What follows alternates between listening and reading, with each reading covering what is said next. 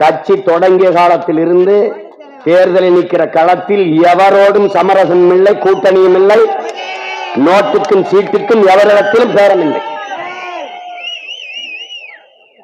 சாவோ வாழ்வோ தனித்துத்தான், வெற்றியோ தோல்வியோ தனித்துத்தான். காரணம், நாங்கள் இந்த மண்ணின் பிள்ளைகள், என் மக்களிடத்தில் இருந்தே என் மக்களுக்காக வந்தவர்கள். நாங்கள் இந்த மண்ணை, மக்களை முழுமையாக நேசிக்கிறோம், முழுமையாக நம்புகிறோம். நாங்கள் யாருக்கோ அரசியல் செய்ய வந்தவர்கள் அல்ல. என்னை பெற்றவர்களுக்கு, எங்கள் உடன் பிறந்தவர்களுக்கு, அவர்களுக்கு அரசியல் செய்ய வந்தவர்கள்.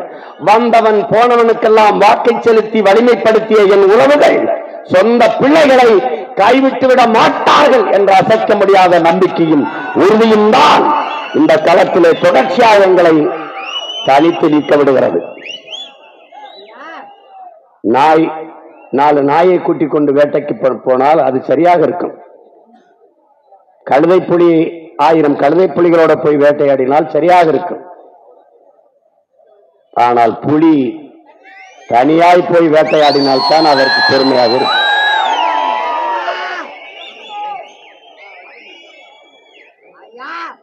தோற்போம் என்று தெரிந்தும் போராடி தோற்றமான மறவர்களின் பேரங்க நாங்க.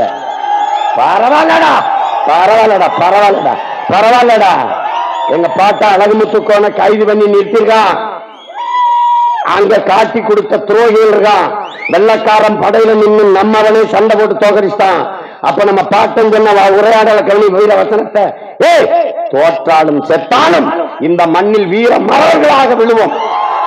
ஆனால் நீ வென்றாலும் வரலாற்றில் துரோகி என்றால் பதிவு செய்யப்படுவாய். அப்படி ஒரு நாள் எங்களுக்கு பின்னாடி வருகிற வரலாறு எழுதும். எப்படி? தோற்றால் இங்கே தனிச்சு நின்னாண்டா, எவனோடும் சேரலடா.